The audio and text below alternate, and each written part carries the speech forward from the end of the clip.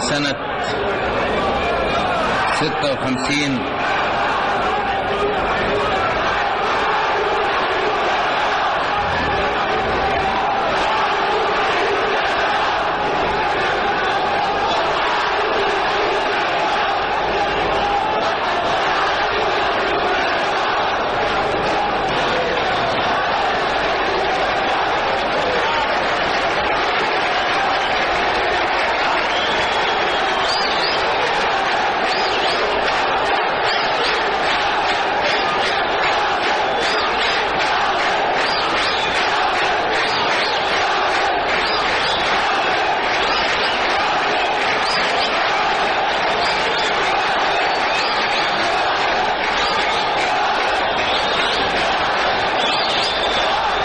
أيها المواطنون،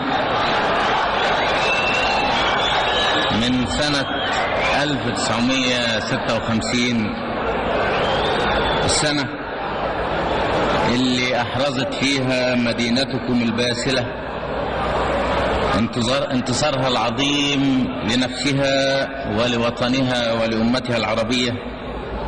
من سنة 56 اللي حاربتوا فيها الاستعمار والصهيونية عميلة الاستعمار، وانتصرتم للحرية هنا في بورسعيد وفي مصر بلدكم وعلى كل أرض.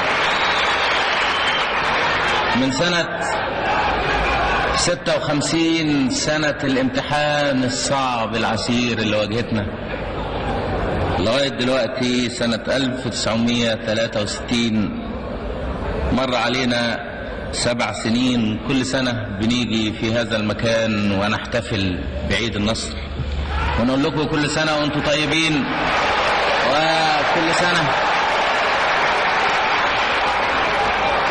نبني بلدنا، وكل سنة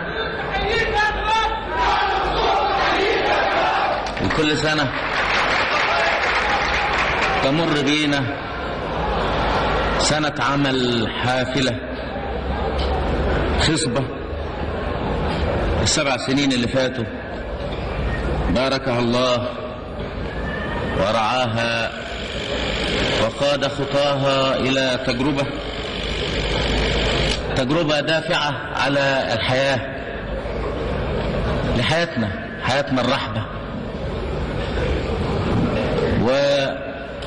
ووفقنا بعون الله.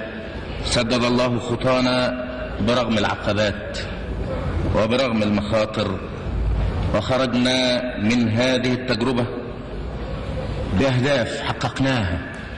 هذه الأهداف اللي حققناها تمناها النضال الوطني طويلا، تمناها هذا النضال وهو يكافح ويقاتل من أجل تحقيق هذه الأهداف.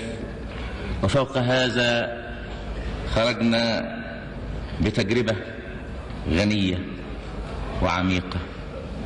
ال7 سنين اللي فاتوا منذ وقع العدوان على هذه المدينة الباسلة أبرز فيهم هذا الشعب المكافح المناضل، هذا الشعب القوي، هذا الشعب الأصيل، أبرز فيها ملكاته الكامنة وحرك طاقاته الإيجابية. نقدر نقول من سنة 56 من يوم ما خرجوا الإنجليز من مصر، لأن الإنجليز خرجوا من مصر في يونيو سنة 56،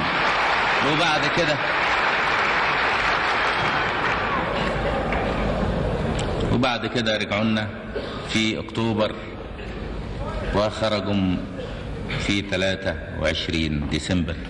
إذن بعد 23 ديسمبر، بعد عيد النصر اللي بنحتفل به النهاردة، نقدر نقول إن الفرصة فعلا كانت متاحة لينا لكي نكون أحرار في بلدنا احنا اللي عايشين فيها لأول مرة،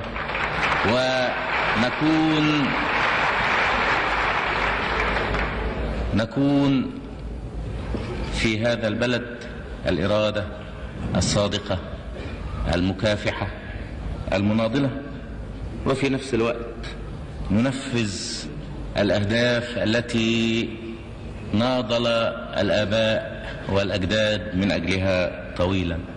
نتيجة إيه؟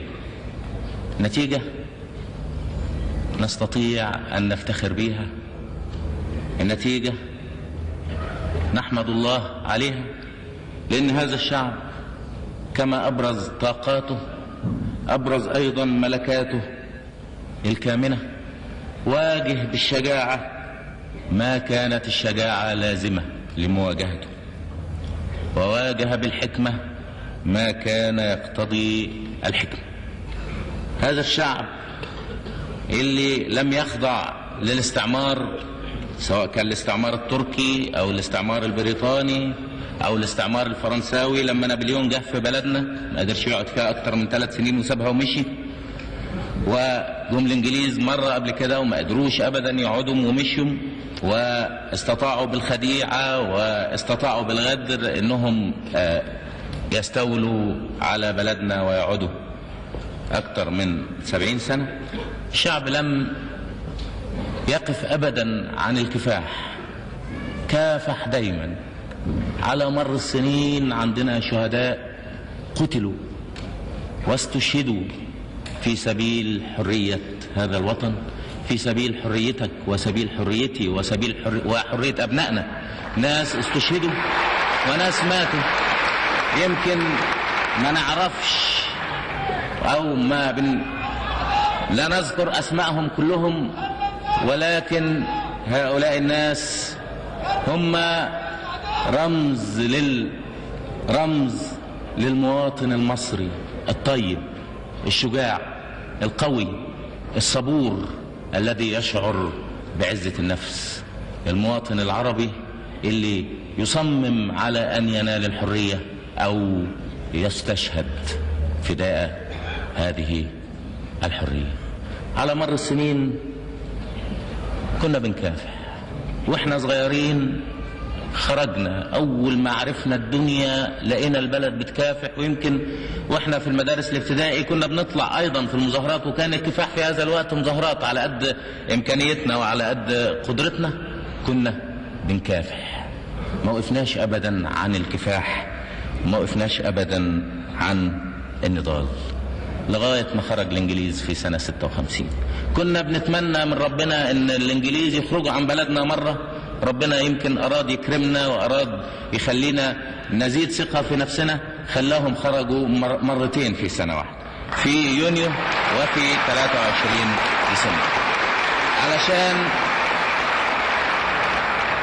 علشان يختبرنا ونختبر نفسنا، علشان نؤمن ان احنا اذا كانت المواقف تحتاج الى شجاعة فعلينا ان نواجهها بالشجاعة. ما حدش فينا بيبخل ابدا بدمه، ما حدش فينا بيبخل ابدا بروحه، ما حدش فينا بيشعر بالانانية تجاه وطنه. في بورسعيد سنة 56 كنتم بتكافحوا، الجيش، المدنيين، البوليس، الرجالة، الستات، الشيوخ، الأطفال، البنات، فيش واحد ما كانش بيدافع، لأن البلد بتاعتنا كلنا، البلد مش بتاعت واحد، البلد مش بتاعت مجموعة، الشرف شرفنا كلنا، والحرية حريتنا كلنا، والمصير مصيرنا كلنا. علشان كده كانت هذه البلد بتكافح، ورغم الغدر اللي احنا واجهنا بيه في سنة 56 ورغم الخسة اللي احنا واجهنا بيها في سنة 56، وانتوا عارفين ان في سنة 56 اما اسرائيل هجمت على حدودنا احنا اخذنا قوات من بورسعيد وودناها الى سيناء، لان ما كناش نتصور ابدا باي حال من الاحوال ان بريطانيا ممكن تغامر بسمعتها وتتآمر مع اسرائيل وتهاجم مصر مشتركة مع اسرائيل. وكانت القوة اللي موجودة عندكم قوة بسيطة، القوة العسكرية، ولكن الشعب لم يتوانى والشعب لم يتراجع، والشعب قابل هذا الموقف بالشجاعة وأثبت أننا شعب فعلا حينما تحتاج الأمور الشجاعة فإنه يقابلها بالشجاعة وبالتصميم وبالإرادة. الكتب اللي اتكتبت بعد حرب السويس وبعد معركة بورسعيد اللي كتبوها الأجانب اللي جم مع أعدائنا هنا في وقت الغزو. هذه الكتب تعتبر مفخرة لينا، تعتبر مشرفة، لأنهم لم يستطيعوا برغم كل المحاولات اللي حاولوا يلونوا بها الصورة، لم يستطيعوا أن ينكروا أن هذا الشعب في بورسعيد وقف وقاتل وعطل القوات البريطانية والقوات الفرنسية، وهذا الشعب برجاله وأطفاله. وقالوا في الكتب اللي طلعوها بالذات في فرنسا ان الاولاد سن 11 سنة كانوا بيشيلوا البنادق وكانوا بيتصدوا للجيش البريطاني والجيش الفرنساوي بعناد وبتصميم وبإرادة.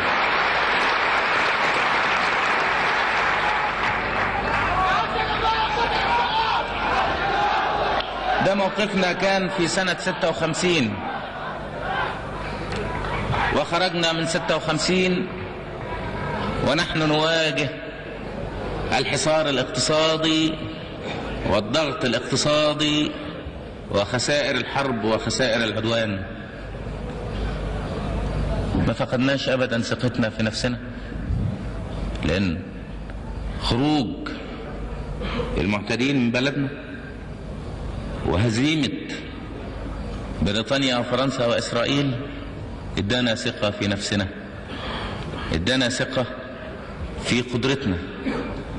كنا نشعر أن الله معنا ضد العدوان، أن الله معنا من أجل أن نحرر هذا الوطن ليكون طليعة للأمة العربية وليكون طليعة للحرية في كل مكان.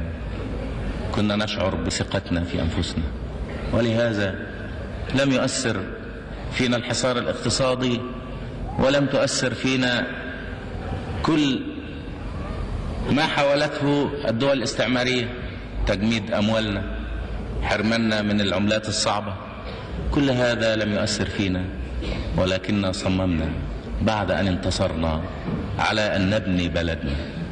النهاردة بعد 7 سنين نقدر نقول إن احنا حققنا فعلا هذه الأهداف.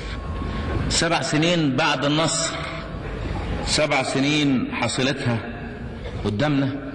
احنا النهاردة في نهاية العام السابع، نستطيع أن نفخر ونقول واحنا في نهاية العام السابع ان احنا حصلنا على انتصار كامل، وان الشعب اعطى النضال قلبه وعقله واعصابه، وان الشعب بهذا استطاع ان يحقق في هذه السنوات السبع كل الاهداف اللي صمم على تحقيقها، وجعل من هذه السنوات السبع سنوات حاسمة، سنوات التحول العظيم، لأنها صنعت نموذج جديد للثورة. أصبح هذا النموذج الآن تيار عالمي، هو تيار الثورة الوطنية. ما كناش بنبص أبدا بس علشان نطلع الإنجليز من بلدنا، أبدا. كنا عايزين نطلع الإنجليز من بلدنا علشان نكون أحرار في بلدنا، وعلشان نبني في بلدنا ونخليها جنة لينا ولأبنائنا ولأحفادنا من بعدنا. ده الهدف الأساسي.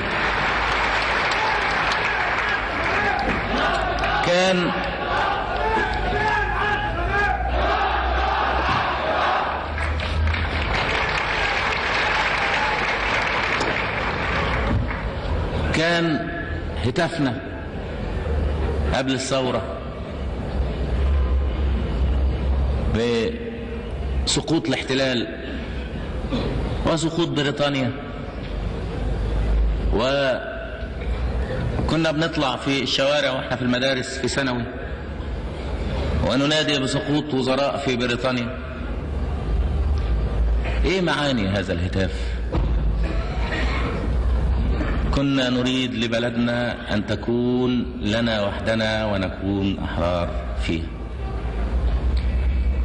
في سنة 52 في 23 يوليو حينما خرجت هذه الثورة، كان الهدف الأول القضاء على الاستعمار وأعوان الاستعمار، وكنا نشعر أن القضاء على أعوان الاستعمار سيمكننا من أن ننفرد بالاستعمار والاحتلال ونقضي عليه، ولكن ما كانش هو ده الهدف الوحيد. كان هناك أهداف أخرى، أهداف ضد الإقطاع وضد الاحتكار وضد الرأسمالية المستغلة، ومن أجل إقامة عدالة اجتماعية، ومن أجل إقامة حياة ديمقراطية سليمة، ومن أجل إقامة جيش وطني قوي. إذن معنى سقوط الاحتلال وسقوط الاستعمار كان يشمل كل هذه النقط. جينا في سنة 56 هنا في بورسعيد، واستطاع هذا الشعب أن يؤكد هذه المعاني كلها. استطاع هذا الشعب أن يجعل من ثورة 52 نموذج جديد للثورة. هذا النموذج هو الثورة الوطنية. هذا النموذج هو عبارة عن التيار الذي يؤمن أن التغيير المرتجى لا يمكن أن يحدث في ظلال الاستبداد والاستغلال. أما بنقول يسقط الاحتلال ويسقط الاستعمار ويحيا الاستقلال، ايه معنى هذا الكلام اللي كنا بنقوله؟ معناه ان احنا نريد ان نتحرر، ان نغير بلدنا، وان احنا حينما نغير هذه البلد انما نغيرها لصالح ابنائها جميعا لا لصالح قلة من الناس. واننا اذا اردنا ان نغير هذه البلد فانما يكون التغيير لصالح هذا الشعب العامل. معنى هذا أن إرادة التغيير لا يمكن أن تحدث تحت سيطرة الاحتكار أو تحت سيطرة الإقطاع أو تحت سيطرة حكم رأس المال وسلطة رأس المال. كان رأس المال بيعتمد على الاستعمار، وكان الإقطاع يعتمد على الاستعمار، وكان الاستعمار يعتمد على رأس المال المستغل وعلى الإقطاع. كانت المصالح متبادلة، وكانت الفوائد متبادلة، وكانت الغنائم بيقتسموها بينهم وبين بعض. وكنا احنا الشعب العامل المكافح اللي لا احنا اقطاعيين ولا رأسماليين، ولكننا نعمل والعمل كما نعرف جميعا العمل شرف، نعمل لنبني هذه البلد. كنا نجد نفسنا بين الاستعمار وأعوان الاستعمار، والاثنين بيتفقوا علينا والاثنين بيقتسموا الغنيمة. وما كانتش ثورة 23 يوليو سنة 52 هي الثورة الأولى أبدا، في ثورات قامت قبل كده. قامت ثورة 19 سنة 36 حصلت ثورة هنا في مصر وحصل فيها قتلى، وسنة 30 أيضا كان في كفاح وكان في نضال وكان في دماء، وكان الشعب ينادي بحياة الاستقلال وحياة الحرية، وشجرة الحرية تروى بالدماء. وكنا بنسمع الكلام ده واحنا صغيرين، وكان معناه مش واضح بالنسبة لينا، ولكن مع النضوج كنا نعلم أن هذا الهتاف القصير أو هذا الهتاف اللي بياخد ثواني ليه معاني كبيرة جدا. معناه أن بلدنا لابد أن تعود لينا، وأن لا بد من التخلص من الاستعمار، وأن لا بد من التخلص من الإقطاع، ثم أن تحالف الإقطاع مع رأس المال يجب أن يسقط، ويجب أن يقوم بدلا منه تحالف قوى الشعب العاملة صاحبة المصلحة الحقيقية في هذا البلد. مين كان صاحب المصلحة الحقيقية في الثورة؟ مين كان صاحب المصلحة الحقيقية في نجاح الثورة؟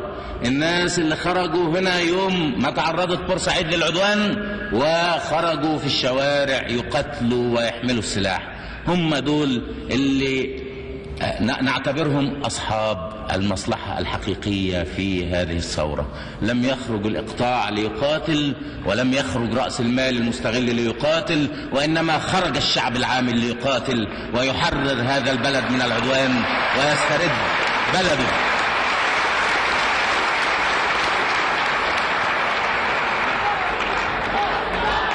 وكان معنى هذا أيها الإخوة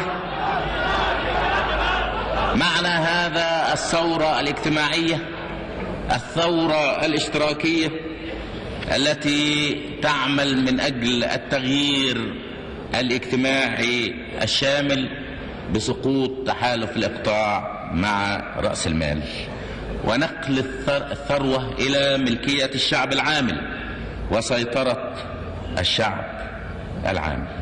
ولكن في نفس الوقت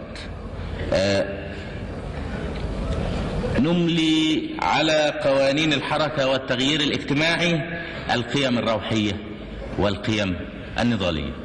احنا في تجربتنا اللي ادينا بيها مثل للدنيا كلها ما نقلناش، ما جبناش تجربة في بلد تانية ولا أنها.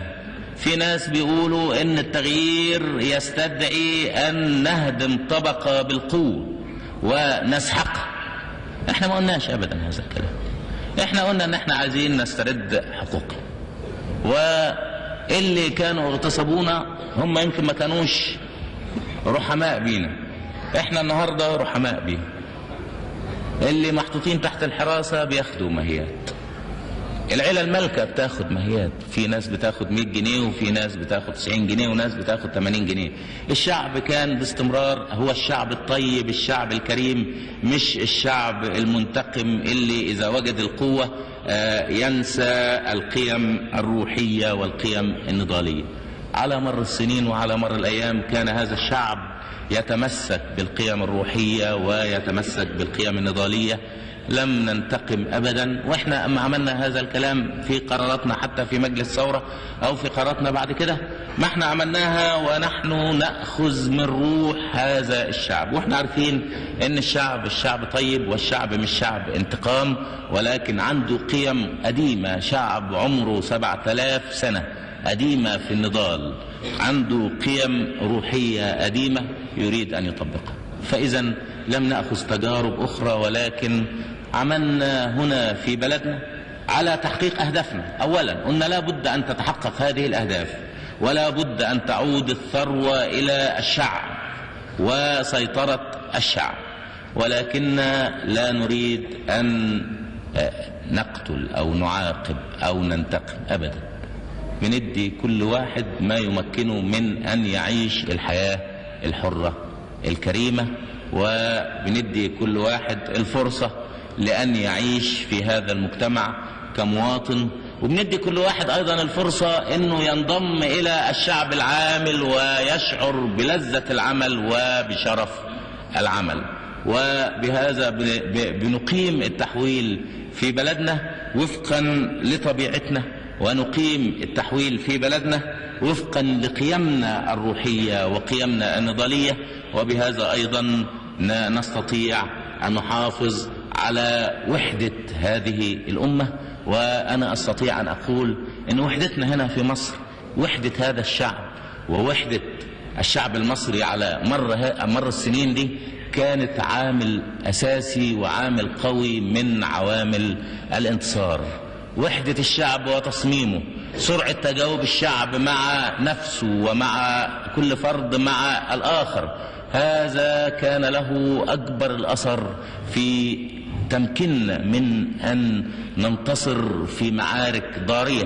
وأنا زي ما بقول لكم، زي ما قلت لكم يمكن قبل كده، أن أنا خرجت يوم 31 أكتوبر، يوم 31 نوفمبر، اليوم 31 أكتوبر أول يوم حصلت فيه الغارات على القاهرة، ونزلت إلى مجلس الوزراء وكانت القاهرة مظلمة، وكنت أشعر بالقلق. تجربة جديدة بنشوفها وتجربة جديدة بتمر بينا. الطيارات اللي بتهاجمنا طيارات انجلترا وطيارات فرنسا، وكانت فرنسا وانجلترا في هذا اليوم اعلنوا انهم بدأوا في الهجوم علينا. وفي ميدان المحطة وانا نازل من منشية البكري لقيت الناس واقفة في الشوارع وبتقول هنحارب هنحارب هنحارب. كل الناس ملمومة بتقول هذا الكلام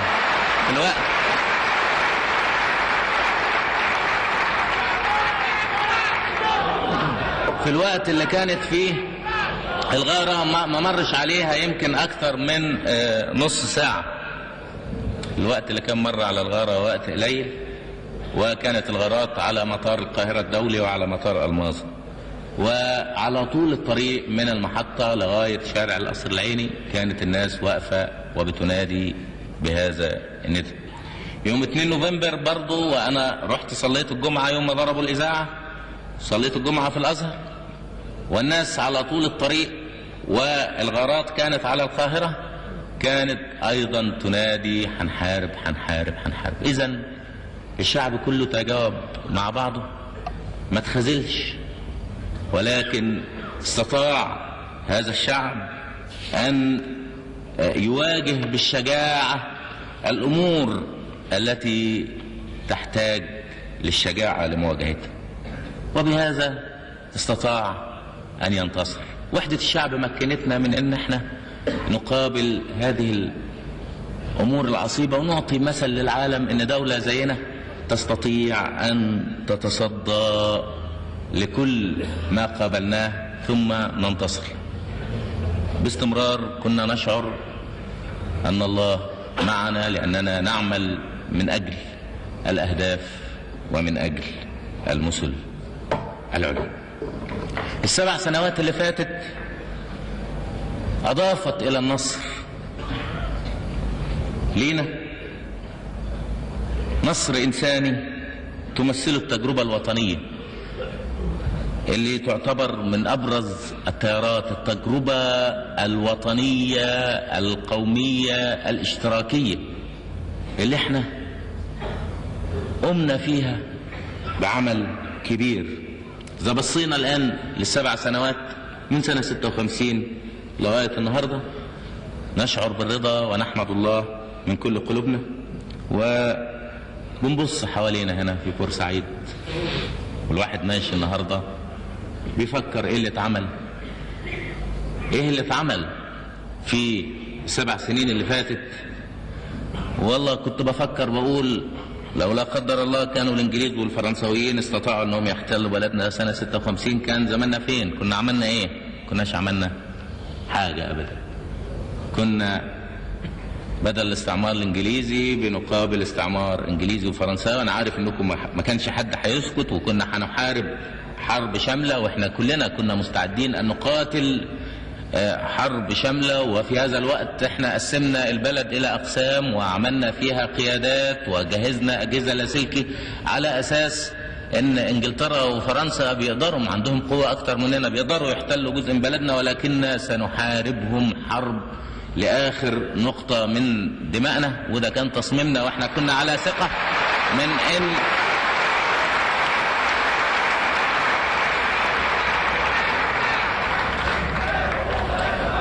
ثقة من ان الشعب المكافح المناضل سيسير في هذا الطريق. فالنهاردة واحنا بنحتفل الصبح بالمرور 7 سنوات على عيد النصر، كنا بنذكر أرض المعركة ثم نذكر أرض الأبطال وأرض الشهداء، ونعبر عما في نفسنا من إجلال الناس اللي ضحوا بأرواحهم علشان نعيش احنا في ظروف أحسن، الناس اللي استشهدوا من أجل أن نعيش ومن أجل أن نحتفل بالنصر. ما كناش نقدر نحتفل بعيد النصر إذا ما كانش فيه ناس مننا استشهدوا ودفعوا روحهم من أجل هذا النصر، ودي سنة الكون.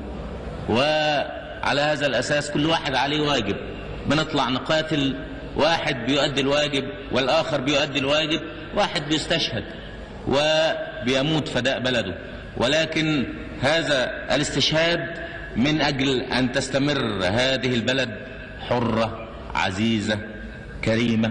النهاردة بعد 7 سنين نشعر بالرضا، ونشعر أن هؤلاء الناس، هؤلاء الإخوة، هؤلاء الشهداء اللي ضحوا واللي بذلوا دماءهم في سبيل هذا الوطن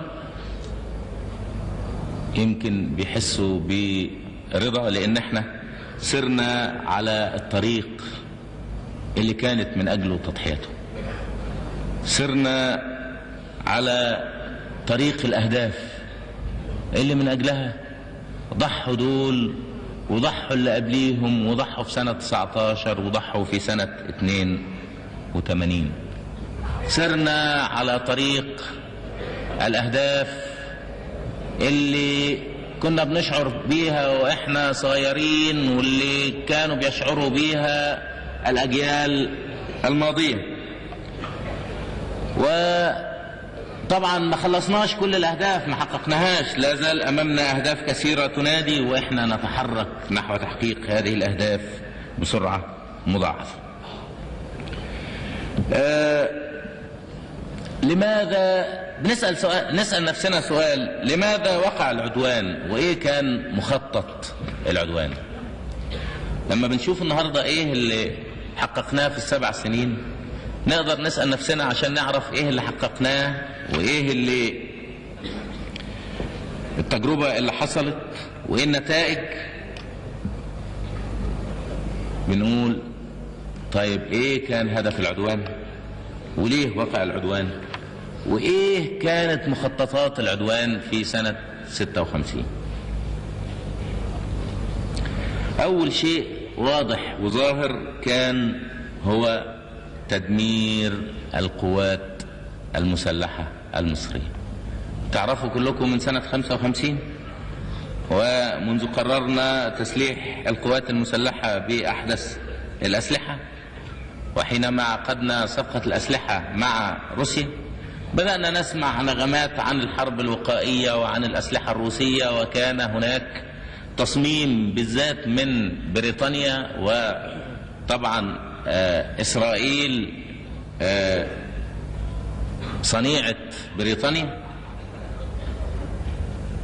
كنا نسمع الكلام عن الحرب الوقائية وألا بد من تدمير أسلحة الجيش المصري. طبعا قبل الجلاء كنا بنأخذ الأسلحة من إنجلترا، وكانت إنجلترا وكان في لجنة من إنجلترا وفرنسا وأمريكا، وبيجتمعوا ويقرروا يدوا للبلاد العربية ايه، بيدوا لمصر ايه، بيدوا للعراق ايه، بيدوا لسوريا ايه، بيدوا لأي بلد عربية ايه، وفي نفس الوقت يدوا إسرائيل قد البلاد العربية كلها.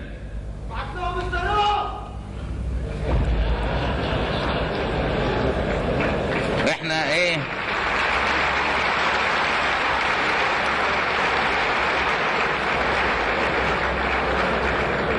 احنا الصواريخ اللي عندنا رجالة زي الرجالة اللي جم اليمن هنا.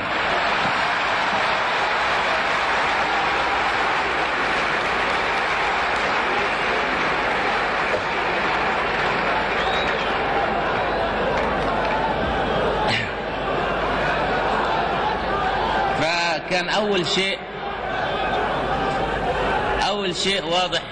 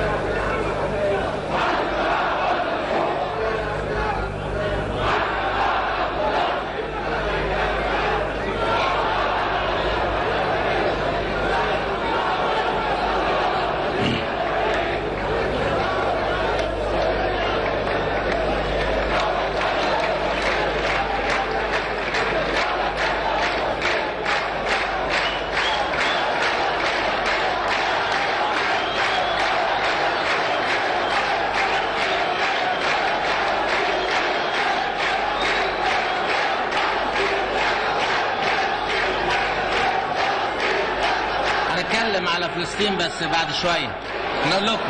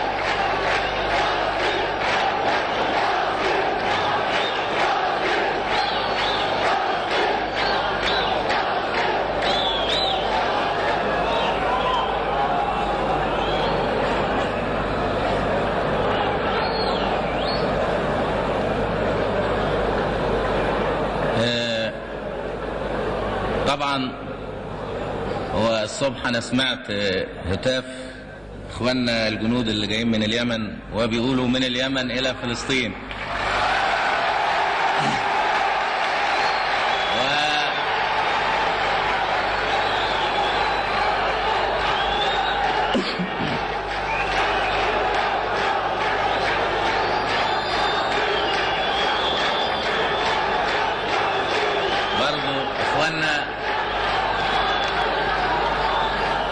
أفراد الفوج العاشر اللي جايين من اليمن ولسه ما روحوش بيوتهم وبيقولوا من اليمن لفلسطين أيضا دلوقتي بيخلينا نشعر بالثقة. زي ما قلت لكم في الأول، أراد لينا ربنا دايما إن احنا نشعر بالثقة، وإن احنا بتقابلنا ظروف نشعر بالثقة. معركتكم في اليمن هي معركة في الطريق إلى فلسطين، معركة ضد الرجعية، هي ضد المعركة في الطريق إلى فلسطين.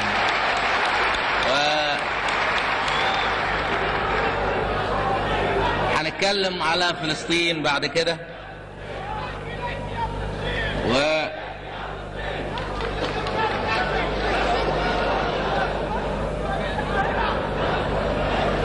مخططات العدو كان تحطيم الجيش. طبعا لو كان استطاعت بريطانيا وفرنسا واسرائيل انهم يحطموا الجيش، ما كناش نجد النهارده روح القوات المسلحه العاليه اللي سامعينها بتهتف وتشعر بالثقه بعد ان حاربت في اليمن. وطبعا اخواننا اللي هنا اللي حاربوا في اليمن مش راحوا فسحه ورجعوا ابدا، راحوا وحاربوا، وفيهم ناس ماتوا وفيهم ناس اتعوروا وفيهم خسائر، ولكن راجعين من اليمن وبيقولوا من اليمن الى فلسطين. احنا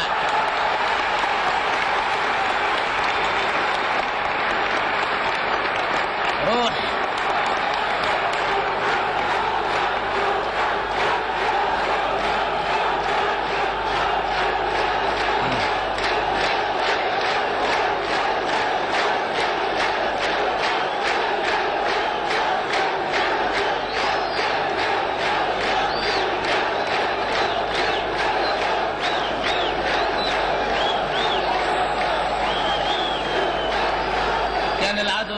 أن يدمر هذه القوات المسلحة، ولكن العدو لم يستطع أن يحاصر الجيش. كلنا عارفين الخطة، أن إسرائيل تتقدم ونبعث الجيش إلى سيناء، ثم يحدث الإنزال في بورسعيد البريطاني الفرنسي، وفرنسا بتساعد إسرائيل في نفس الوقت، ويحصروا الجيش في صحراء سيناء ويضربوه بالطيارات ويخلصوا عليه، ولكن لم يتمكنوا من أن يحصروا الجيش. الجيش تمكن من أن ينسحب من سيناء، واستطعنا أن نحافظ على قوة الجيش وعلى وحدة الجيش وعلى صلابة الجيش. لما وجدوا منهم لم يستطيعوا أن يحققوا هدفهم في تحطيم القوات المسلحة المصرية، بدأوا بالأكاذيب، وبدأوا يحاولوا الحصول على نصر معنوي وهمي. يقولوا انهم كسروا كل الدبابات، وانهم الجيش اخذ ضربة لا يستطيع ان يقوم منها، وان حصل كذا وحصل كذا. ولكن طبعا الكذب تملي حبله قصير، زي الكذب اللي النهارده الاستعمار والرجعيه بيقولوا انهم حاربوا معركه جنب صنعاء وموتوا اللواء القاضي وموتوا 1000 عسكري، واحنا بنقول ان ما حصلش في 3 أشهر ولا معركه، وان هذه الاكاذيب يعني يظهر حتى وكالات الانباء الانجليزيه او الاجنبيه بتاخد قات مع الامام البدر علشان النهارده بيطلعوا هذا الكلام.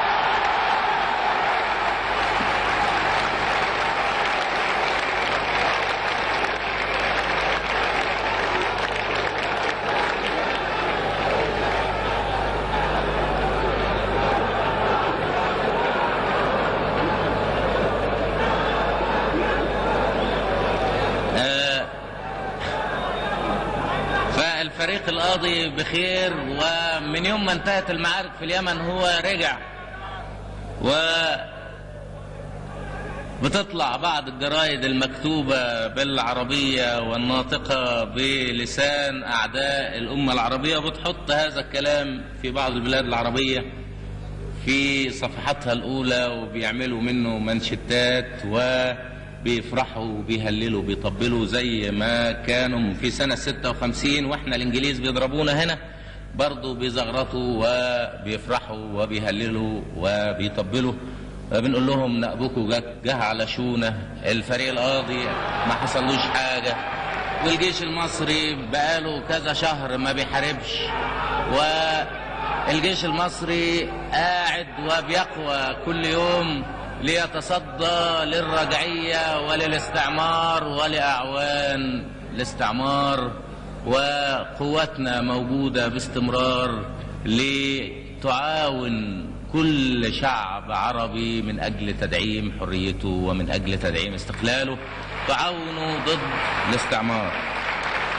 إذا فشل الاستعمار في تدمير الجيش، تدمير القوات المسلحة، واستطعنا نحن أن نحقق هدفنا في بناء هذه القوات المسلحة. طبعا تدمير القوات المسلحة كان هدف من أجل مخطط اللي هو مخطط أكبر، اللي هو تدمير هذه التجربة كلها. طبعا احنا قواتنا المسلحة هي اللي بتحمي النهاردة التجربة الاشتراكية، وهي اللي بتحمي الثورة الاشتراكية. يوم ما يحطموا القوات المسلحة إذا لن يكون هناك إمكان لأن نقيم العدالة الاجتماعية ونقيم التحويل الاشتراكي. كان هدفهم من تحطيم القوات المسلحة ألا نسير في بناء هذه التجربة، أي أن تبقى البلاد تحت سيطرة تحالف أصدقاء الاستعمار من الإقطاعيين والرأسماليين. ثم لا يمكننا طبعا إذا استمر الحال على هذا الشكل أن نقيم أي تنمية اقتصادية. إيدن بعد ما راح على المعاش كتب مذكراته وقال فيها انهم كانوا بيوعدونا بتمويل السد العالي، ولكن هم كانوا بيضحكوا علينا، هم ما كانوش حدونا ولا مليم. هي دي نيتهم. كلنا بنذكر ان دي كانت سياستهم باستمرار. كلنا بعد ما اتولدنا ورحنا المدارس الابتدائي سمعنا على حديد أسوان ومصانع الحديد، وكل سنة كنا بنسمع وما كانش بيتعمل أبدا لا حديد أسوان ولا مصانع حديد. وكان مفروض ان احنا نفضل بلد مزرعة تنتج القطن وتوديه لإنجلترا عشان تغزله في لانكشاير وتبعته لنا تاني وتوزع منه للعالم. وكان الكلام على الحديد كلام خطب عرش بنسمعها كل سنة وما بنصدقهاش. طبعا مع وجود ثورة وجيش قوي يبقى هذا الكلام لازم يتنفذ. مع وجود ثورة وجيش قوي مشروع زي مشروع السد العالي يتنفذ. مشروع السد العالي من سنة 24 احنا سنة الثورة كنا 21 مليون وعندنا 6 مليون فدان. من 150 سنة كنا 5 مليون وعندنا 5 مليون فدان. النهاردة 28 مليون، يعني زدنا حوالي 7 مليون من أول الثورة لغاية دلوقتي.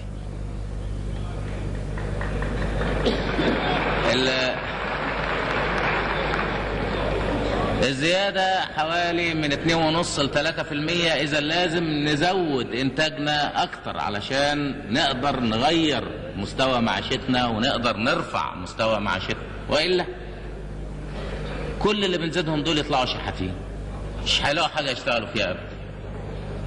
إحنا بنزيد في السنة 2.5% في السكان.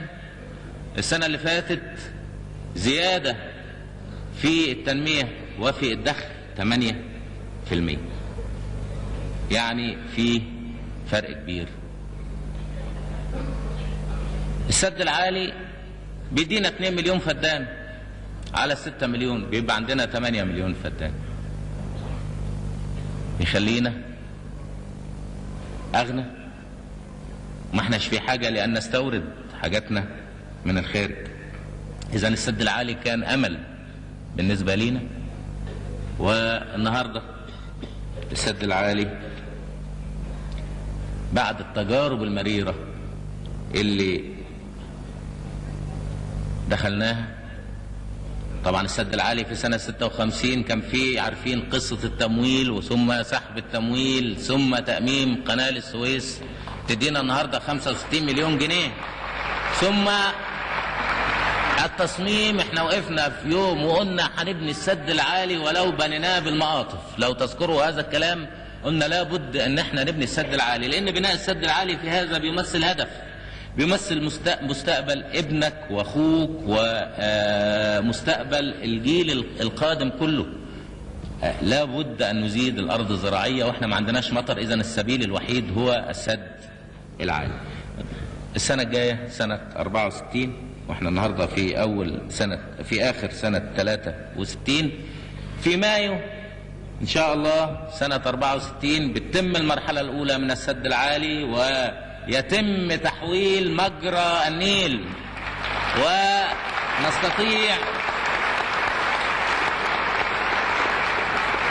ونستطيع ان احنا ناخد حوالي 4 مليار متر مكعب من المية علشان الري. السنة اللي بعديها هيبقى 6، والسنة اللي بعديها هيبقى 8. وبهذا من أول مايو السنة الجاية نبتدي ناخد فايدة السد العالي. لولا انتصاركم في معركة بورسعيد ما كناش النهاردة نستفيد بالسد العالي. لو كانوا قدروا يحطموا قواتنا المسلحة ويحتلونا كان زماننا النهاردة قاعدين في معركة الكفاح المسلح والمظاهرات ومحاربة قوات الاحتلال، ولا كنا اشتغلنا لا في سد عالي ولا حديد ولا سماد ولا عربيات ولا صناعة خفيفة ولا صناعة ثقيلة ولا صواريخ.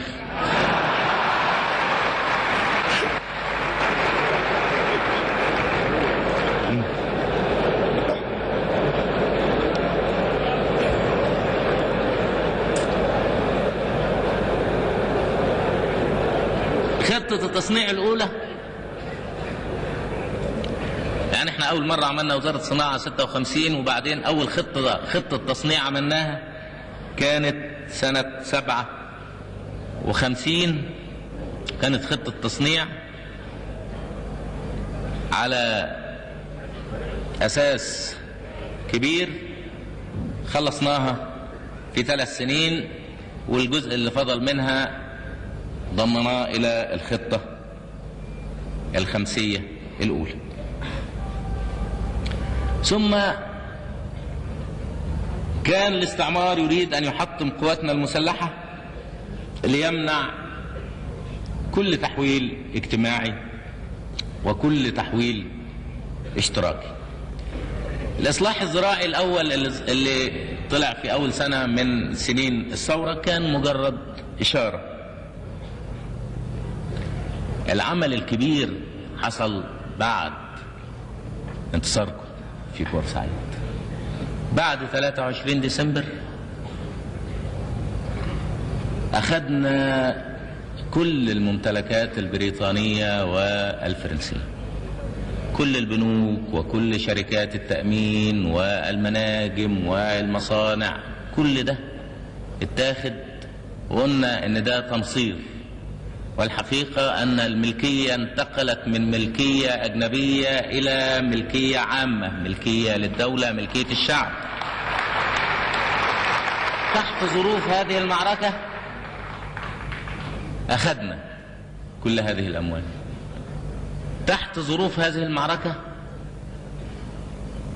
بهذا الانتصار أخذنا القاعدة اللي كانت موجودة هنا في السويس، وكان ليهم بعد كده لسه 5 سنين وفقا لاتفاقية الجلاء. بهذا الانتصار أممنا بعد كده كل المصالح الأجنبية اللي كانت موجودة عندنا، أممنا الممتلكات البلجيكية، ودخل في التأميم كل الممتلكات الأجنبية في يوليو سنة 1961 وفي أغسطس سنة 1963. بهذا الانتصار أيضا استطعنا من كفاحنا ونضالنا أن نعلن الميثاق، وأن نقول في الميثاق أن تحالف الإقطاع مع رأس المال يجب أن يسقط، وأن السلطة يجب أن تكون لقوى الشعب العاملة. معنى هذا ان احنا بنتحول الى الديمقراطية السليمة الصحيحة، ديمقراطية الشعب، مش ديمقراطية الاقطاع ورأس المال اللي كانوا بيضحكوا علينا بيها في الماضي وقت ما كان الانجليز في بلدنا والاقطاعيين والرأسماليين هم اللي بيسيطروا على بلدنا، وبيعتبروا هذا الشعب ليس الا وسيلة للربح، لان الشعب يشتغل عمال عندهم علشان هم ياخدوا مكاسب. كانت السلطة في يد الاستعمار المتحالف مع الإقطاع ورأس المال، كانت السلطة في يد الاستعمار المتحالف مع فئة قليلة من أهل البلد اللي هم الإقطاع ورأس المال. بانتصارنا في سنة 56، بانتصاركم في بورسعيد، فعلا أسقطتوا تحالف الاستعمار مع الإقطاع مع رأس المال المستغل، وأقمتم تحالف قوى الشعب العاملة، ونقلتم فعلا بهذا النصر السلطة التي بقيت آلاف السنين في يد التحالف الإقطاعي الرأسمالي من يد الإقطاع ورأس المال إلى الشعب العامل أو إلى قوى الشعب العاملة. وبهذا استطعتم أيضا أن تحققوا الديمقراطية السليمة. الديمقراطية السليمة هي أن يكون هناك ديمقراطية سياسية وأن تكون هناك ديمقراطية اجتماعية، لأن الشخص إذا كانش حر في نفسه ويستطيع أن يقول لا، والشخص إذا ما كانش مؤمن على حاضره وعلى مستقبله لا يمكن أن يكون حر. الشخص إذا كانوا بيلموه في اللواري علشان يروح يصوت في الانتخابات للإقطاع صاحب الأرض أو لصاحب المصنع لا يمكن أن يكون حر، وتكون هذه الديمقراطية ديمقراطية زائفة، وكان يجب أن نسميها ديكتاتورية الإقطاع المتحالف مع رأس المال.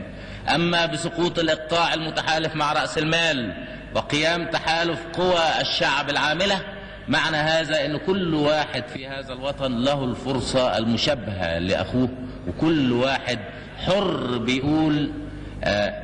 بيقول مين اللي بيمثله، وحر في أن يمارس العمل السياسي. أصبحنا مش ملك الرأسمالي أو ملك الإقطاعي، لأن احنا أصبحنا ملاك لجميع أدوات الإنتاج الموجودة في بلدنا واللي كانوا بيمتلكوها الإقطاعيين أو الرأسماليين.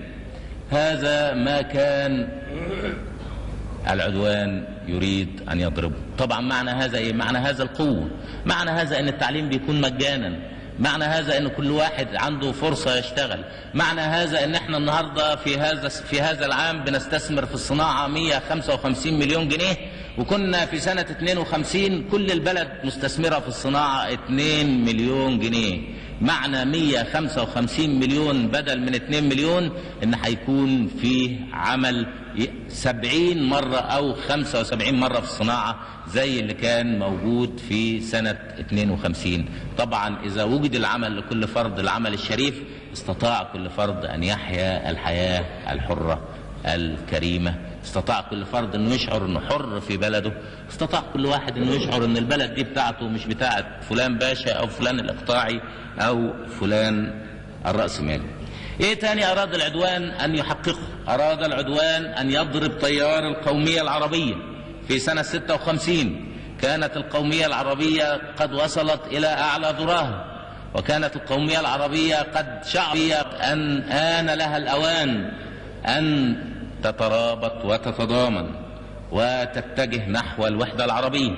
أراد العدوان وأراد الاستعمار وصنيعته إسرائيل أن يضرب تيار القومية العربية وتيار الوحدة العربية الذي أكد قوة التضامن العربي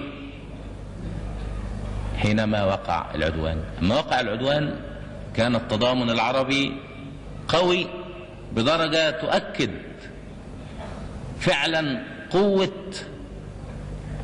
القومية العربية وقوة الوحدة العربية ثم قوة التضامن العربي.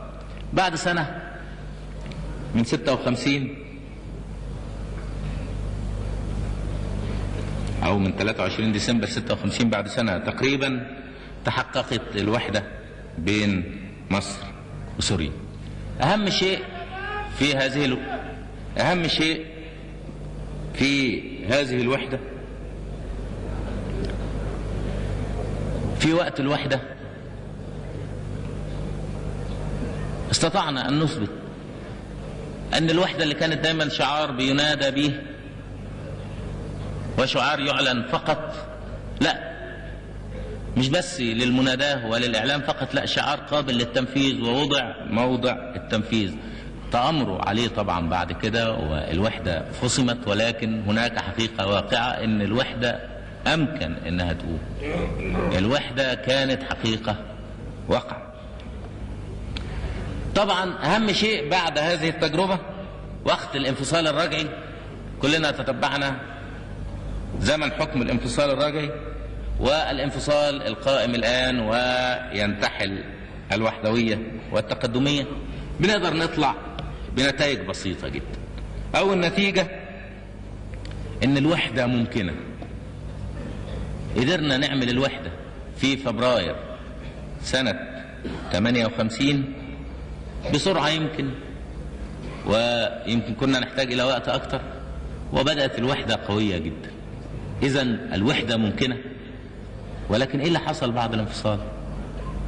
حصلت أزمات وتعثرات وأزمات لا أول لها ولا آخر، وقلبنا مع إخواننا السوريين وهم بيمروا في هذه الأيام، ولكن بنطلع بنتيجة الوحدة ممكنة والانفصال غير ممكن. من أول الانفصال لغاية دلوقتي أزمات لا أول لها ولا آخر. يمكن طول الوحدة كلها ما كانتش فيه إلا أزمات يسيرة، ولكن الوحدة فصمت بالتآمر، وأدي الانفصال اهو بقاله كام سنة. أما الواحد يستعرض الظروف كلها يطلع بنتيجة بسيطة: الوحدة ممكنة، أما الانفصال فغير ممكن. بناخد برضو من الدروس دي فايدة. سنة 61 طبقنا اشتراكية هنا في مصر وهناك في سوريا، وكانت الاشتراكية ممكنة والتحويل الاشتراكي ممكن. بعد كده حصل ايه؟ ناس لغوا تأميم البنوك، وبعد رجعوا تأميم البنوك، وبعدين لغوا شركات التأمين تأميمها، وبعدين أظن رجعوا أمموها تاني، بعدين النهاردة بيقولوا هيلغوا تاني تأميم البنوك. مفيش ابدا استقرار. وبعدين ناس قالوا اشتراكيه، ناس جم بعد الانفصال وقالوا لا رأسماليه، وبعدين جم البعثيين قالوا اشتراكيه، وبعدين ما طبقوش اشتراكيه وبيقولوا اشتراكيه اصلاحيه الى اخر. بعدين امموا البنوك، وبعدين النهارده بيقولوا هيلغوا تأميم البنوك. اذا نطلع بنتيجه ثانيه مع النتيجه الاولى. النتيجه الاولى الوحده ممكنه والانفصال غير ممكن. النتيجه الثانيه ان الاشتراكيه لازمه، أما العودة إلى براسن الرجعية والرأسمالية فهي مستحيلة. لا يمكن أن يعود التاريخ إلى الوراء. لا يمكن بعد أن تنتقل وسائل الإنتاج إلى الشعب ترجعها تاني إلى الإقطاعيين. لا يمكن بعد العمال ما ياخدوا 25% من الأرباح بتقول لهم لا أنتوا أجراء عند صاحب رأس المال. لا يمكن أبدا، لا يمكن أن يعود التاريخ إلى الوراء. وواضح أن التحام التجربة الوحدوية بالاشتراكية حول القومية العربية إلى حركة تقدمية ذات مضمون اجتماعي. ولكن رغم المؤامرات ورغم محاولات ضرب حركة القومية العربية وفكرة الوحدة العربية، هل استطاع الاستعمار أن يقضي عليها رغم أعوانه ورغم كل محاولاته؟ لا، لأن لا زال تيار القومية العربية وتيار الوحدة العربية هو التيار الجارف في العالم العربي وفي الأمة العربية كلها. طب حصل ايه للاستعمار بقى في هذا الوقت بعد 56؟ سقط حلف بغداد، وراح نور السعيد، وراح عبد الإله، وراح إمام اليمن، وراح عبد الكريم قاسم. كل التكئات اللي حاولوا انهم يعتمدوا عليها راحت وانتهت.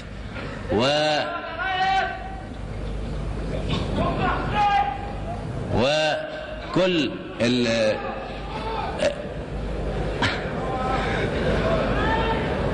مو سعود اتكلمنا عليه قبل كده وعارفين حكايته كلها من اولها لاخرها. يعني والضرب في الميت حرام.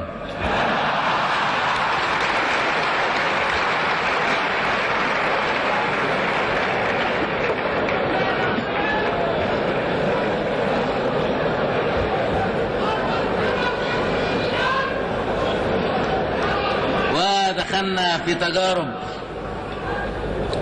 مع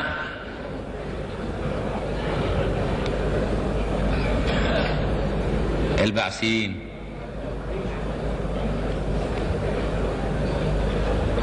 وبدأوا ينادوا بالوحدة.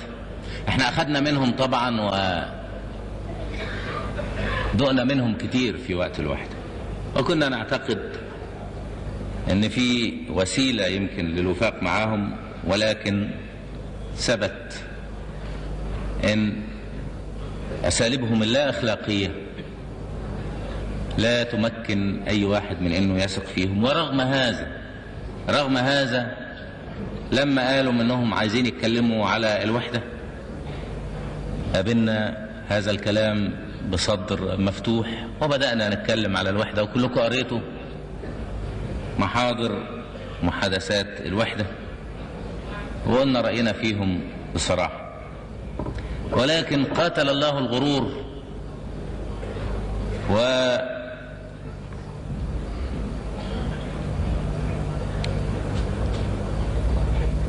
طبعا الغرور أما تمكن منهم،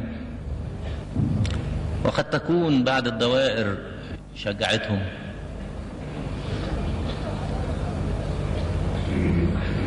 وظهر بعد كده ان كل الكلام اللي كانوا بيعملوه في الوحدة دي كان مناورة،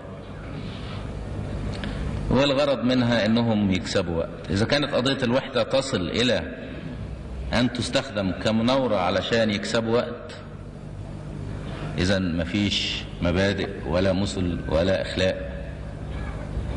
واحنا قبلنا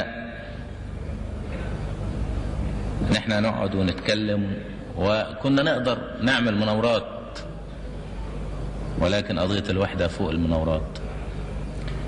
وبعدين كان معروف ان المطلوب من تضييع الوقت هو تصفية الموقف في سوريا ووضع الوحدويين في السجون او طردوهم من الجيش، واستطاعوا انهم ينفذوا هذا الكلام. ثم بعد هذا قالوا انهم هيقيموا وحدة بين سوريا والعراق على اساس ان العراق يحكمها حزب البعث وسوريا يحكمها حزب البعث.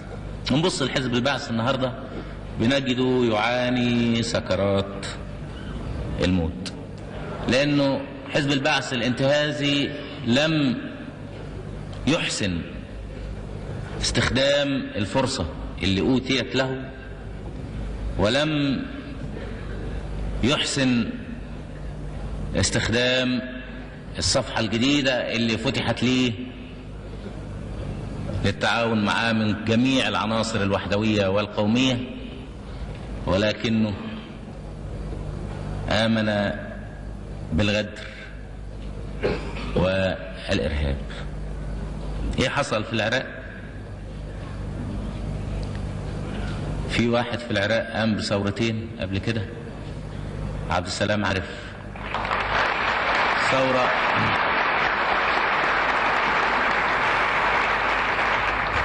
والواحد اما بيقوم بثورة ما بيقومش بيها لوحده، ولكن يعمل معاه فيها ناس شرفاء أمناء من أجل تحقيق أهداف هذه الثورة. بعد أن وصل العراق إلى درجة يرسى لها من المآسي زي ما قال البيان بتاع 18 نوفمبر اللي فات، قام عبد السلام عارف المكافح المناضل لكي ينقذ الموقف في العراق ولكي يخلص شعب العراق من هذه المآسي ومن هذا الإرهاب، ولكي يجمع شعب العراق على الأخاء وعلى المحبة. ونصر الله عبد السلام عارف يوم 18 نوفمبر واستطاع أن يخلص العراق مرة أخرى من سيطرة الإرهاب وسيطرة حزب البعث. هذه نتيجة حزب البعث في العراق. واحنا النهاردة حينما نتجه إلى إخوة لنا في العراق وإلى الرئيس عبد السلام عارف بنقول لهم ان احنا هنا كنا معاكم دايما في ثورة 58، كنا معاكم في ثورة رمضان، كنا معاكم وفي ثورة 18 نوفمبر هذه الثورة التي قامت على المحبة. الشعب المصري وكلنا هنا معكم ونؤيدكم من أجل سلامة العراق، لأن قوة العراق هي قوة للشعب العربي كله.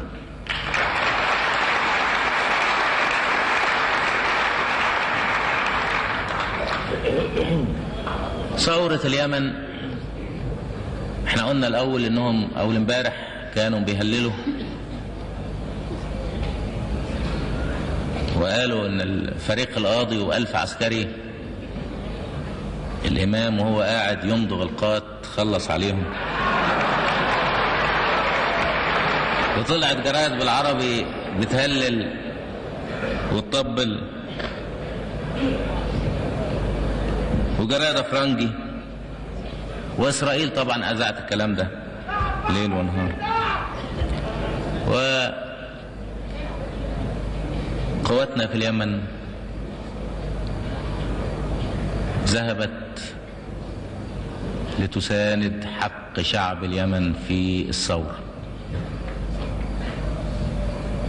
شعب اليمن اللي اتأخر عن سير التاريخ أكثر من 1000 سنة صار مش للمرة الأولى، للمرة 10 أو للمرة 20 علشان يحيي، ولكن الرجعية السعودية لم ترضى لهذا الشعب أن يحيي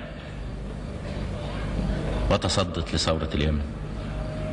حينما طلبت منا العون راحوا أولادنا وإخواتنا اليمن، ناس فيهم ضحت بأرواحها، ناس فيهم استشهدوا من أجل قضية كبيرة، من أجل مثل كبير، من أجل عروبتنا ومن أجل قوميتنا ودفاع عن القيم اللي احنا نؤمن بيها.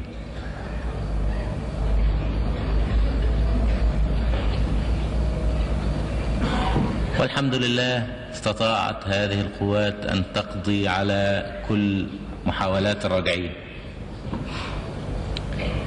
وبقالنا أشهر ما فيش معارك،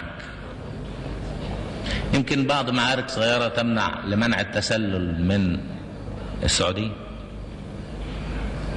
ولكن طبعا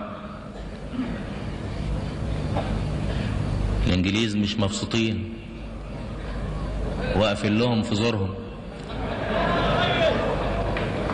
والإنجليز عايزين يستعمروا العالم،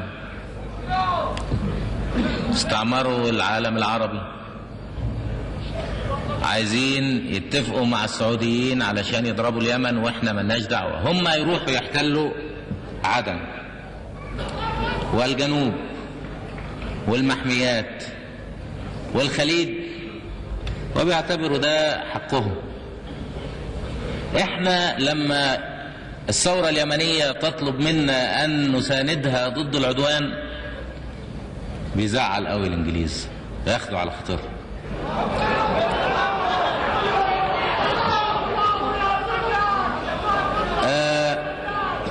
احنا رحنا اليمن لكي ننصر شعب اليمن، وصممنا على ان نتصدى لاي عدوان، وانتهت المعارك كلها.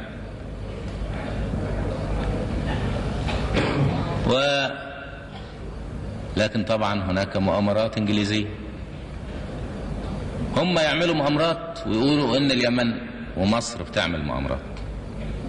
الانجليز بيروحوا يتفقوا مع سعود ويدوا له سلاح، وبعتين له بعثه عسكريه من 27 ضابط عشان تنظم له الجيش. وبعد ما كانت العلاقات مقطوعه اتفقوا مع بعض وبقت العلاقات بينهم كويسه خالص، والنهارده الانجليز والملك سعود او السعوديه حلفاء ضد مصر وضد اليمن. اذن اما احنا ننجد اليمن ضد العدوان السعودي ده غير مقبول، ولكن انجلترا تحتل اجزاء من العالم العربي او اجزاء من اليمن، وده لازم نقبله ونسكت عليه. الانجليز يتآمروا علينا وبعدين يتهمونا. كل الناس تعرف ان احتلال بريطانيا لعدن والجنوب المحتل رغم إرادة الشعب. الأمم المتحدة عملت لجنة للتحقيق وقالت على أساليب الإرهاب والأساليب الاستعمارية التي تقوم بها بريطانيا في عدن وفي الجنوب المحتل. الأمم المتحدة أخذت قرار باستقلال وإنهاء الاستعمار في عدن والجنوب المحتل، وبريطانيا لم تقبل هذا القرار.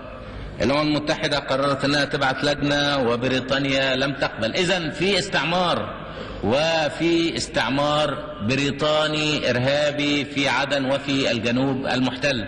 بعدين بتترمي قنبلة على الحاكم البريطاني، بيحبسهم كل الوطنيين، بيحبسوا الرجالة وبيحبسوا الستات، وبعدين بيقولوا ان العملية دي عملاها اليمن ومدبراها اليمن بتشجيع من القاهرة. وبعدين الحكومة البريطانية امبارح ترد على احد النواب وتقول له انك عايزنا نمشي من عدن وتاخدها وتنضم لليمن علشان القاهرة تحكمها. احنا القاهرة واليمن بلاد عربية، واحنا مصيرنا هنتوحد سواء رضيت انجلترا او ما رضيتش. واحنا لو كنا عايزين اقامة الوحدة من دلوقتي كانت الوحدة قامت، ولكن احنا هنا في مصر رفضنا ان نقيم وحدة مع اليمن طالما لنا قوات مصرية في اليمن. قلنا بعد ما تخلص قواتنا واجبها ويستلم الجيش اليمني هذا الواجب نبقى نتكلم في الوحدة. وانتوا شفتوا الجيش اليمني النهاردة كان في جزء من اللواء اليمني مارر في الاستعراض وبيتدرب هنا في مصر. فإذا ولكن في نفس الوقت بنقول ان احنا نؤيد احرار عدن واحرار الجنوب المحتل بكل قوتنا، وان كل امكانياتنا، امكانيات الجمهورية العربية المتحدة ستستخدم للتخلص من الاستعمار البريطاني في هذه المنطقة، لان انجلترا ليس لها حق بأي حال من الاحوال انها تقعد في عدن او تقعد في اي منطقة من المحميات او الولايات اللي بيقولوا انها تحت ولايتهم نتيجة معاهدات من القرن الماضي. الناس اللي في هذه المناطق واللي في هذه المحميات ناس وطنيين، حتى المسؤولين ناس وطنيين. والطيارة المصرية اللي نزلت في احدى هذه المحميات قابلها الشعب وقابلها الحرس الوطني وقابلها المسؤولين مقابلة الأخ للأخ، إخوة لينا. الإنجليز مش ممكن يبقوا إخوة للعرب في عدن أو في أي مكان من المحميات. الوزراء اللي استقالوا احتجاج على الإرهاب، والوزراء اللي استقالوا من حكومة عدن احتجاج على سلطة الطوارئ وعلى سجن الرجال والنساء، ادوا مثل كريم ومثل في الشرف ومثل في الوطنية، وشعب فيه هذه الروح، روح المقاومة وروح التصميم، لا يمكن بأي حال أن ينهزم. وإنجلترا هزمت في مناطق كثيرة في العالم وتخلت عن كل مستعمراتها، ولا يمكن بأي حال من الأحوال أن تتخلى عن جميع مستعمراتها وتبقى مستعمرة لجزء من الأمة العربية أو جزء من البلاد العربية.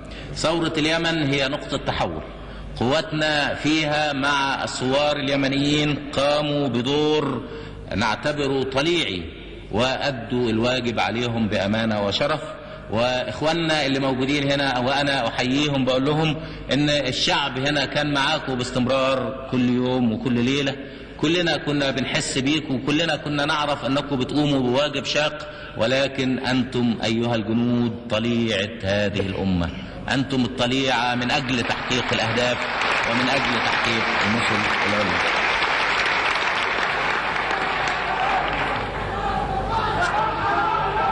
بعد أن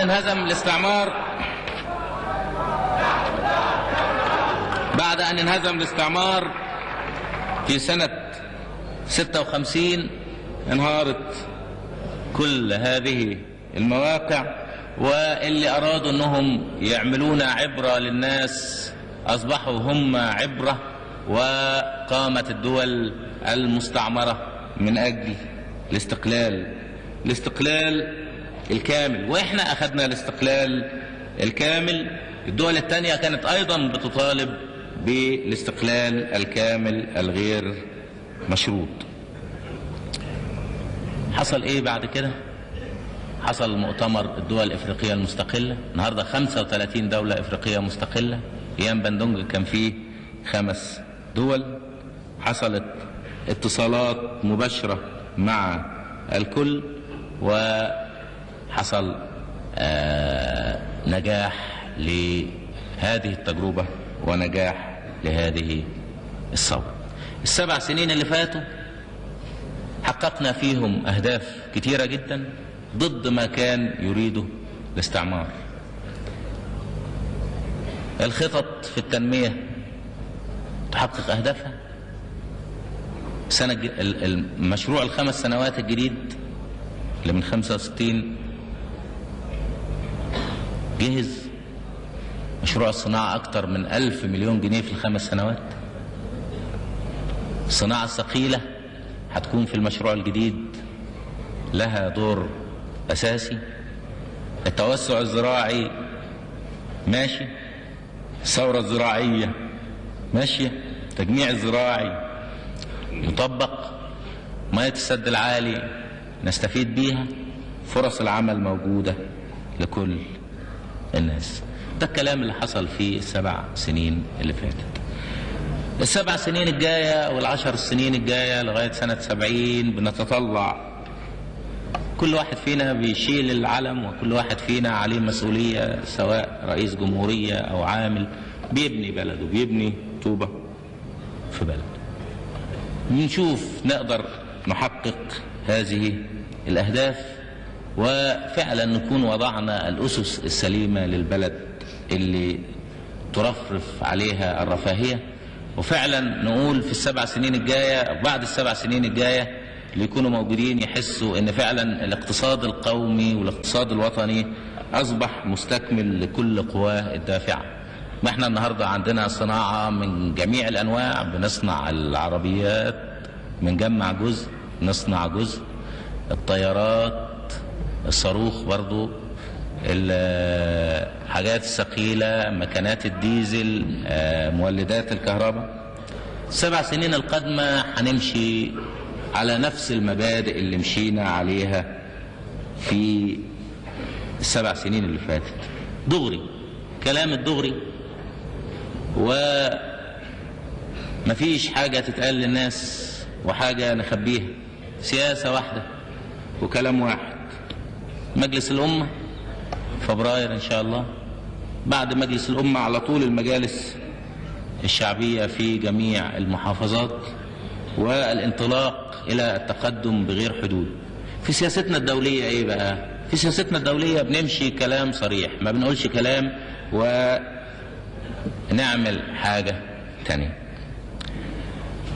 النهاردة إخواننا الصبح، إخواننا العائدين من اليمن، مش شفتهم في الملعب، قلبي انشرح جدا. الهتاف اللي قالوا من اليمن إلى فلسطين، وكونهم لسه راجعين من اليمن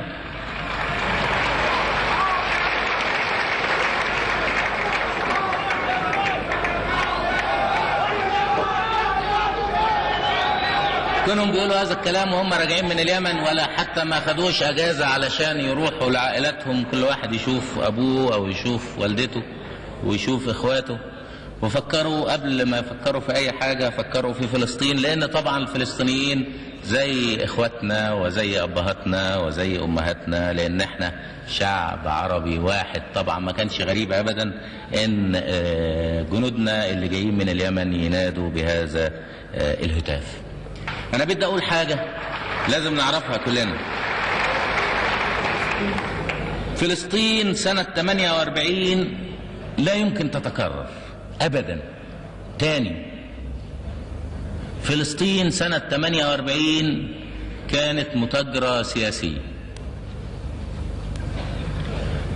احنا كنا موجودين في فلسطين وكان عندنا اسلحة ملهاش ذخائر، وكان الجيش المصري بيقابل الجيش الإسرائيلي، والملك عبد الله بيقابله في ميدان المعركة، يعني ميدان الشرف، والملك عبد الله بيقابل موسى ديان، والجيش الأردني كان بيقوده جلوب. كل حاجة بنعملها النهاردة بنقوي بيها بلدنا، صناعتنا الثقيلة كلها خطوات في سبيل فلسطين. وبنقول فلسطين طبعا لا يمكن ان احنا ننساها ولا يمكن ان نتخلى عنها، ولكن لا يمكن ايضا ان احنا نعالج موضوع فلسطين بالطريقة اللي اتعالجت بيها سنة 48 بالمجاهدات والبعد عن المسؤولين. في سنة 60 في وقت الوحدة انا طلبت من مجلس الوزراء وكان فيه سوريين ان احنا نبحث ماذا يمكن عمله من سنة 60 لغاية سنة 64 بالنسبة لإسرائيل وبالنسبة لمشروع تحويل نهر الأردن من الناحية الفنية والسياسية، على أساس ترك الناحية العسكرية لتقصيرها بعد هذا. وصلنا في هذه الأيام إلى قرارات أن الأنهار التي تنبع من البلاد العربية، لأن المياه مياه عربية، يجب أن تمنع عن إسرائيل. نهر الحصباني اللي بينبع من لبنان، ونهر بنياس اللي بينبع من سوريا، وأيضا نهر اليرموك اللي بيصب في المنطقة الإسرائيلية. وإما بعد كده بنبحث النواحي العسكرية. ولكن في ناس في هذا اليوم أيضا أرادوا أنهم يزايدوا ويعملوا الموضوع مناورات سياسية. احنا هنا سبيلنا الشجاعة نظهرها حينما يستدعي الموقف الشجاعة، وفي نفس الوقت نعمل. لأن المية بتاعتنا بياخدوها، طب ليه نسيبها تمشي؟ فعملية المجاهدات عملية هيكشفها الشعب العربي. يعني مثلا بتطلع جرايد حزب البعث وتقول ان مصر مش هتشترك في معركة نهر الأردن إلى هذا الكلام، بنقول ان الكلام ده كلام الشعب العربي عرفه، والشعب العربي واعي وعارف مين القوة اللي بتحارب، ومين اللي بينادي بالقومية العربية عن إيمان، ومين اللي بينادي بالقومية العربية عن وعي وفهم. نادينا بالقومية العربية ولما دعا الداعي لليمن بعثنا 40,000 عسكري، في يوم من الأيام كان لنا 40,000 عسكري في اليمن وما ترددناش. ويوم ما جت الرسالة من ابن بلة طالب قوات علشان تساعدوا في إسقاط العدوان عليه، بعد 24 ساعة ردينا عليه، لأن ده طريق الواجب وده الطريق بتاعنا. ما احناش بنقول قومية عربية باللسان وبعدين بنمارسها بعد كده بالمناورات والأساليب السياسية العتيقة. أنا عارف طبعا كل حاجة حصلت في مؤتمر رؤساء أركان حرب الجيوش العربية، أظن كلهم عارفين هذا الكلام. كل واحد عنده جورنال بيكتب أو محطة إذاعة بتتكلم. أنا عارف، مش هقول النهارده عشان ما اقولوش لليهود، عشان اليهود ما يسمعوش.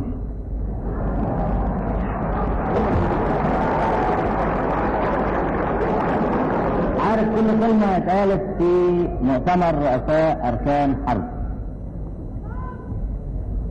البلاد العربية. وأنا في رأيي إن موضوع بهذا الشكل لا يمكن أن يقرر فيه رؤساء أركان حرب أي شيء. ده موضوع سياسي قبل ما يبدأ موضوع عسكري. العسكرية تبع للسياسة في هذه الأمور. هيجي رئيس أركان حرب هيقول إيه؟ يلف الناس في حلقة مفرغة وبعدين تطلع الجرايد عبد الناصر لا بيقول مش هيحارب في نهر الأردن، وإزاي مش فاهم إيه وبتاع. طب الكلام اللي موجود في محاضر واجتماعات رؤساء أركان حرب كل واحد ساكت عن هذا الكلام، كل واحد جوه الاجتماع بيقول شيء وبره الاجتماع بيقول شيء آخر. الكلام اللي حصل 48 احنا ما نسمحش انه يحصل مرة تانية. اللي هنقوله جوه بنطلع نقوله بره. نقدر نحارب بنطلع نقول هنحارب، ما نقدرش نحارب بنطلع نقول لهم يا ناس ما بنقدرش نحارب وبنأجل المعركة لوقت تاني. ما عندناش لغتين، عندنا لغة واحدة. موقفنا بقى احنا هنا في الجمهورية العربية المتحدة. احنا في الجمهورية العربية المتحدة نرى ان اجتماع على مستوى رؤساء الاركان ما ينفع. اجتماع على مستوى مجلس الدفاع ما ينفعش. وحتى نجابه اسرائيل اللي تحدثنا الجمعة اللي فاتت واللي رئيس اركان حربها وقف وقال ان احنا هنحول المية غصب عن العرب والعرب يعملوا اللي يعملوه. بقول ان لابد من ان يتم اجتماع للملوك والرؤساء العرب في اسرع وقت ممكن.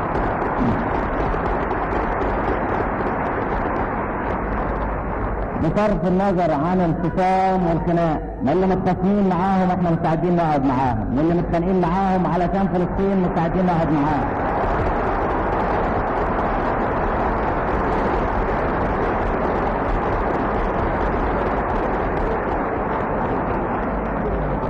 وبعدين مصر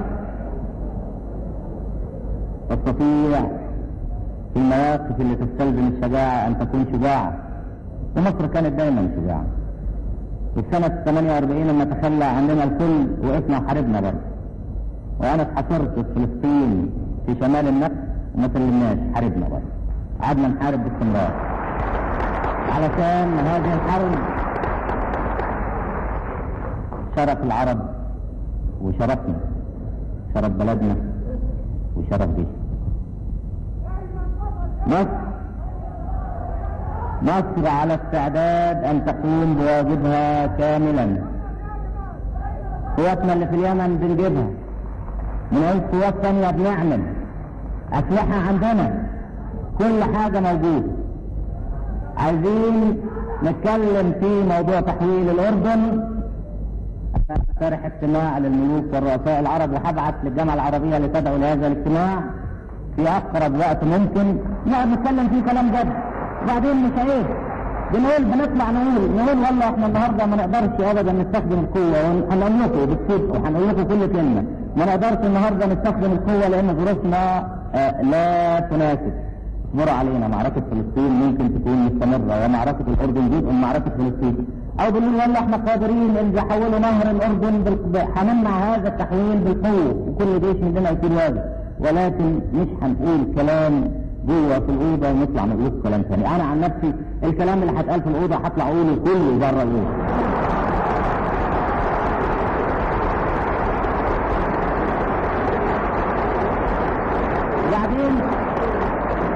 وبعدين مش ما احنا هنزايد، ما هوش مزايدات. يعني انا لا استحي ابدا ان اذا كنت ما اقدرش احارب ان انا اجي اقول لكم ما اقدرش احارب. اذا كنت ما اقدرش احارب واطلع احارب ابقى بوديكم في داهيه، اودي البلد بتاعتي في داهيه، هطلع اقامر بالبلد مش ممكن. فانا ما بزايدش في هذا الموضوع، مستعدين ان احنا نقوم بواجبنا كامل، بنتناسى كل البلاوي وكل القرف اللي شفناه في الكام سنه اللي فاتت دي، والخناقات اللي حصلت والكلام اللي حصل والغدر اللي حصل الى اخر هذا، وبنقول احنا مستعدين، بل يجب مش مستعدين، يجب ان نعالج موضوع نهر الاردن باجتماع يضم اكبر مسؤولين في كل بلد من البلاد العربيه. ان القضيه مش قضيه صغيره، القضيه قضيه مصير. رؤساء اركان حرب مش هيعملوا حاجه، ولا مجلس الدفاع هيعمل حاجه، وده موقفنا من قضيه نهر الاردن النهارده. ان شاء الله بعد فتره يجي الوقت عشان نقول لكم ايه موقفنا من قضيه فلسطين ومن اغتصاب اسرائيل لفلسطين. والله الموفق، والسلام عليكم ورحمه الله.